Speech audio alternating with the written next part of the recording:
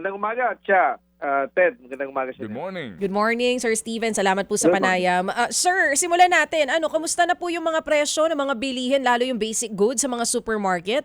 Meron na po bang gumalaw, nagtaas ang presyo dyan? Well, right now, relatively stable pa rin. Kaya lang, we're entering the fourth week already after Yeah. nag-umpisa yung conflict, no? Mhm. So medyo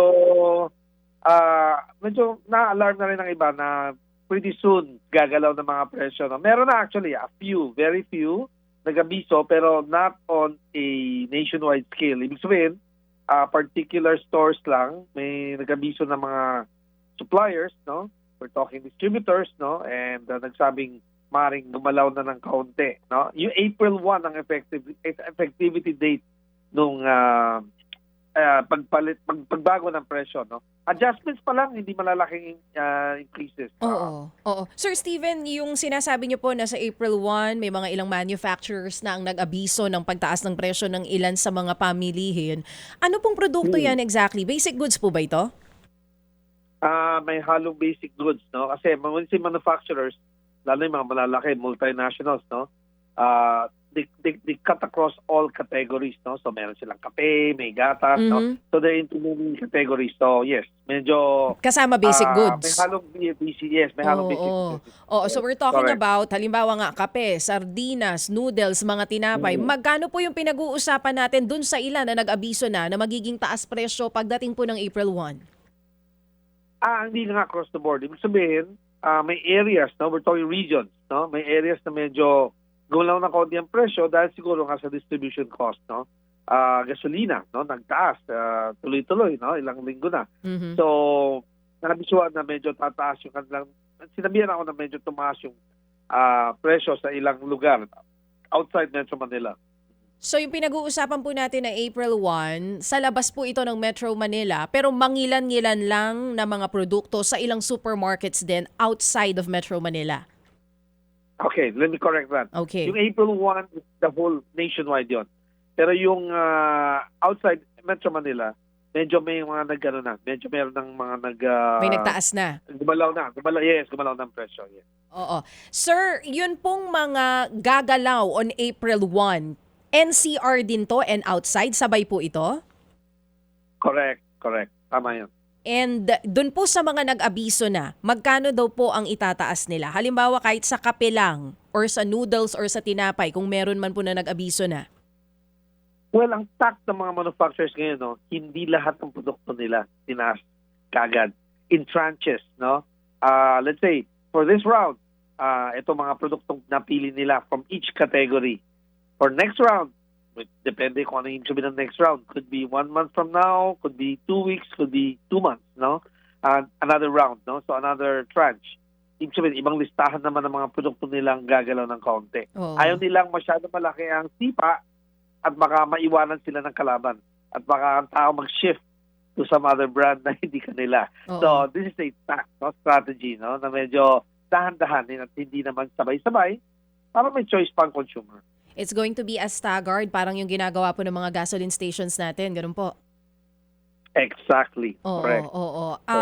Sir, wala na pong atrasan yun. Talagang April 1 at sa mga susunod pang linggo, kung hindi din titigil yung sigalot sa Middle East. Well, kung matras ang US and Iran, yun, medyo the smoke clears, medyo hindi naman kaagad, hindi naman automatic na magbabago ang kanilang strategy, no? Pero medyo mag-adjust sila.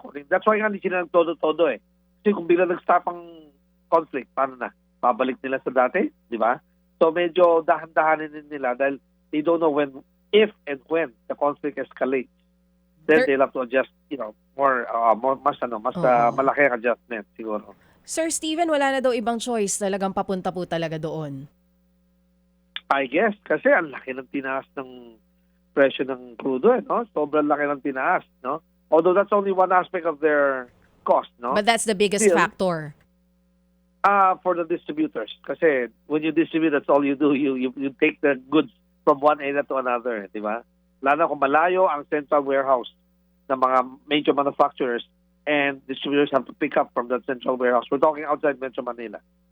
Isa lang yung transportation sa factors kung ba't tataas yung presyo. Pero nirereklamo na rin po ba nila yung ilan sa mga halimbawa yung produkto na nai-import?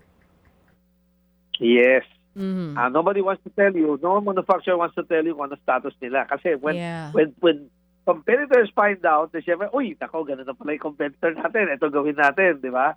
So nobody will tell you, no? Pero kumbaga, siyempre, they are alarmed na tapasok ba ang kanilang mga raw materials, no? And when you say raw materials, a lot of them, yung iba, may analyst na nagsabi nga, chemicals, no, coming from these areas also, no, Mhm. sulfur and all that stuff, no, medyo used in many products, no, manufactured products, no, isang major consideration which may adjust prices for these goods. At sa gitna po nitong nakaamba na pagtaas ng presyo ng basic goods natin sa supermarket, sir, ngayon and even in the past week simula nung nagsimula yung gulo sa Middle East, kamusta Yeah. po yung consumer behavior? Nabawasan din po ba yung spending ng ating consumers? Hindi mo natin masabing nabawasan, pero hindi naman natin nasabing todong lumakas, no? I would consider the market behavior as behaved, no? Behavior na behave pa. Ibig sabihin, medyo behave sila. Ibig sabihin, hindi yung nagpapanik at hindi yung nagmamadaling mag-imbak, no, sa bahay-bahay, no? Ang medyo gumalaw, syempre, yung mga may maliliit na negosyo, no? Mm. Kalenderya, may butika ka, meron kang maliit na negosyo, kailangan mong mag-imbak ng konting inventaryo, no, sa iyong pangangailangan, no, para hindi ka naman maubusan ng raw materials mo or ingredients mo, di ba? Oo, at least that's good sa hanay din po ng supermarket maging ng mga manufacturers natin kasi syempre kung ang consumer spending bababa ng bababa, malamang yan ang susunod na kung di talaga nila kakayanin ay yung labor baka magbawas. Correct. Hindi lang Mm-mm. magbawas. Humingi na naman ng increase in salaries, no? Yeah. So, in salaries and allowances. So, that's another round of dagdag na problema sa cost of operation na naman, di ba? So, Oo. kuryente, taas, di ba? So, Yes. kumbaga, we're trying to avoid, different factors from coming in, no? Kasi one decision might cost, kumbaga, ripple effect or domino effect, no? On other costs.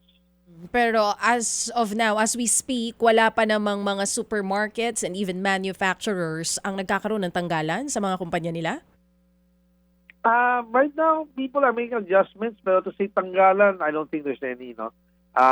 Wait and see attitude lahat, hoping that things will calm down, no, sa Middle East, and that things will slowly go back to normal in terms of supply of raw materials and crude, no, oil, no, which is very much needed, no, in production. Oo. What's the worst case scenario po para sa industriya nyo?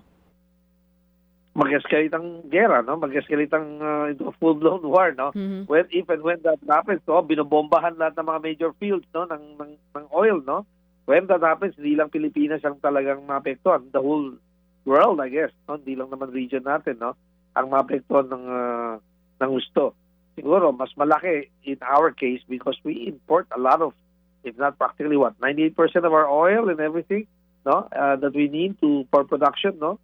Talagang nag-import substitute na tayo eh. Yun ang naging solution ng mga manufacturers, no? Most manufacturers. So, tayong talagang one of the hardest hit when the war escalates. Oo. Sapat na po ba yung ginagawa ng gobyerno natin? Halimbawa sa pag-monitor nito mga presyo ng mga basic goods natin and maging yung price freeze o may iba pa po ba kayo na hiling sana sa kanila para maprotektahan kayo and at the same time yung consumers din natin?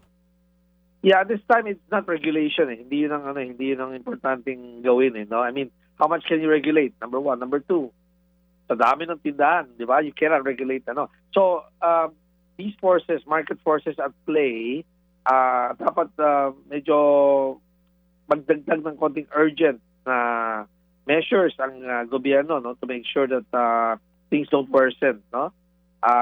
What are we talking about? Yun na nga, probably lessen the taxes on goods, VAT, excise tax, no, fees in the ports, no, congestion in the ports, no. Kumbaga, they have to be on the alert to make sure that smooth ang flow ng goods and that goods get where they're supposed to get to, no. Lalo na kasi dami nating islands eh, yun ang problema eh. So, to make sure that may access ang tao ang mamimili, no? Oo, sa lahat ng goods na pangangailangan. Yeah. Oh, yung hiling din ng truckers last time, yun din po sana ang hiling ninyo na wag nang pahirapan pa yung ating mga manufacturers and even importers sa port, congestion and all that. Sir, may mga reports na nagsasabi na even though may price freeze sa ngayon, meron pa rin daw ilang mga supermarkets, I don't know where exactly, na nagtaas na ng presyo. Gaano po ito katotoo? Yeah. Chad, let me correct that. I don't think there's a price freeze right now, no? DTI, Okay. upon our last meeting with the National Price Coordinating Council, which we are a member of, no? Walang dineclare na price freeze. That was made very clear, no? They wanted things to flow freely and in a free market like ours, no? And see that kung kailangan, tsaka mag-regulate. So, wala pa naman. Wala pa naman sinabing state of national calamity or emergency. So, there's no price freeze? Hindi po, Yes. paano po yung inilabas sa statement last time ng DTI na sa loob ng 30 days, habang mataas daw po yung presyo, mananatiling stable yung mga produkto po natin? Wala pong gano'n na pag-uusap? Pakiusap. Yun ang sinabi. Pakiusap Okay. sa mga manufacturers. And so far it's working. So let's keep it that way, no? Oo. Di naman wala namang pasaway, wala namang, kasi once you shoot the first bullet, bang, bang, bang, bang. Isa na yan, Oo. di ba? Saka- So far it's good. Kaya nga yun na nga. Government should continue, no, to monitor the situation and come up with measures nga, like I said, no. There are some very creative measures na narinig ko. For example, the jeepney groups, no, nagsabi nung iba, why not increase their prices para hindi sila mahirapan naman during rush hours, no, which they have to dictate from what hour to what hour. Of course, merong siguradong pasaway na hindi susunod, no, kaya lang, or hindi, mag-take advantage, no. Pero these are all, for me, good measures if people will will comply and follow and para medyo may order ng konti at pasma, no. So by doing that, people will have to leave offices either earlier or later para hindi sumabay, less traffic, less congestion, less gas consumed, no. Yun isa sa mga measures that I'm saying. So different sectors can come up with creative measures to help do that, no. DTI is also suggesting co-loading, which means 4-3 kumpanya magde-deliver sa isang tindahan, sabay-sabay sila, syempre, hindi competing products yan, tsaka iba yung food, iba yung non-food, no? Tapos yun na nga, pagbagsak ng isang truck sa isang tindahan, 4 na kumpanya ang bumaba. Binaba yung mga produkto ng 4 na kumpanya at hindi isa. That way, isang truck lang ang tumatakbo for 4 companies in one area than 4 na trucks ang tumatakbo for 4 companies, no? That's just one example. Opo. Sir Steven, itong stock nyo ngayon, kailan mauubos ito para sa replenishment? Okay. Given normal times, no, lean and mean ang inventory ng isang supermarket. You don't want to carry, goods good for 2 months. That's too much, di ba? Unless you're a wholesaler. Or speculator, no? Pero normally, ang goods is good for 7 days. Anyway, weekly ang delivery, di ba? So kung nag-panic buy ang tao, sinabi ko, in 2-3 days, ubos ang goods inside the store. At pati sa bodega ng mga tindahan. At hindi makaka-replenish ang mga distributors if that happens. Kaya nga, let's not step up to that level, except if you have small negosyo, you need to stock up for your goods, pwede. Pero in households, huwag tayo magmadaling pakiagaw.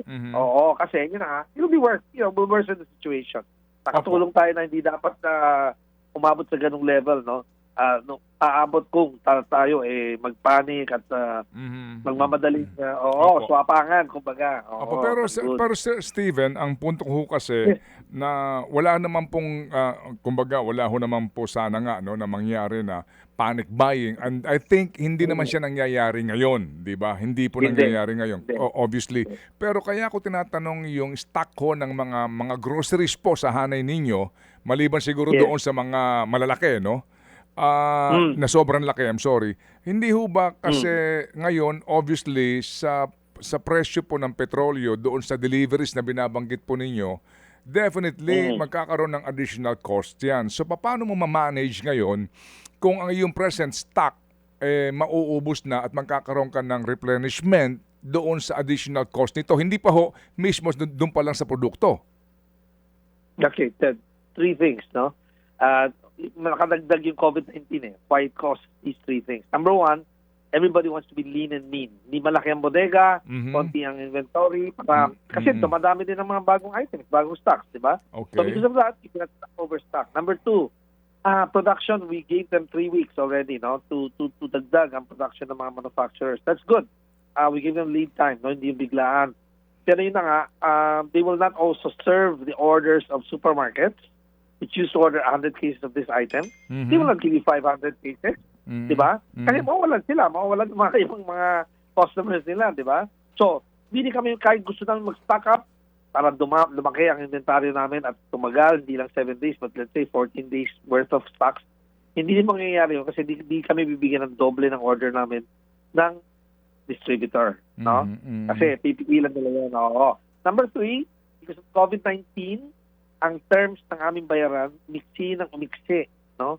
So because of that, we don't want to overstock kasi hindi pa nabenta, babayaran na namin eh. Oo. Diba? Oo. So because of those 3 reasons, medyo hindi mangyayaring, bakit di kayo mag-stock up mga supermarkets para hindi kayo mabusan ng goods? So, yun ang dahilan. Okay, sige. Sir, 25 days na po no magmula ng magsimula itong gulo diyan sa Middle East. Kumusta ang consumer spending? Ano napapansin po ninyo? Well, for stores which are selling to the well-to-do, mga may kaya, no, may konting additional selling. Nakita ko may pila yung iba, no, dumami ang tao kahit rush hour, no. So people went out to buy, no. We're talking both small businesses, medium-sized businesses, no, owners, no, and family-owned, no, businesses, and few households, okay. Pero yung mga ibang tindahan, kahit countryside, kahit Metro Manila, wala akong nakitang clear signs of, very much increased buying. So, kalmado. Behave. At very important na ganun tayo. Okay. Ang problema, sabi nung iba, paano kung biglang talagang nagkasabugan na, maubusan na kami ng stock, wag sana, di ba? Even sa gas stations, makita mo, maayos ng konti ang pila. Hindi katulad dati, talagang ang haba ng pila sa isang gas station kasi sabay-sabay ang increase ng lahat, di ba? Okay. So, pag hindi sabay-sabay, yan ang maganda.